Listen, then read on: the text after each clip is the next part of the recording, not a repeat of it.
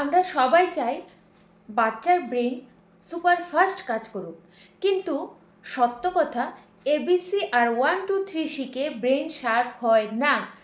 Brain grow করে যখন ও observation করে, এক্সপ্লোর করে, মিস্টেক করে। আর এখানেই আমরা বড় ভুল করি।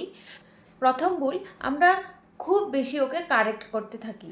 বাচ্চা ভুল করলো মানে ওর ব্রেন নতুন ওয়েতে বানাচ্ছে। এই সময় বকা দিলে ব্রেন বন্ধ হয়ে যায়।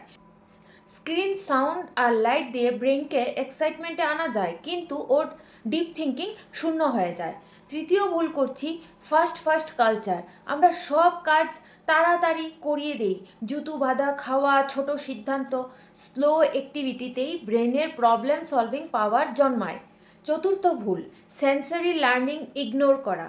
ব্রেন প্রথম 7 বছরে touch, smell, sound, test, movement থেকে সবচেয়ে বেশি শিখে। মানে কিচেন, গার্ডেন, জল, মাটি, এসবই ওর আসল লার্নিং ল্যাব। আর সবচেয়ে বড় ভুল, ইগনোর করা। মাথায় রাখুন, বাচ্চার ব্রেন বিল্ড হয় 3টা জিনিসে: কানেকশন, কনভারসেশন, কিউরিসিটি। এবিসি পরে শিখবে, ব্রেন আগে বানান।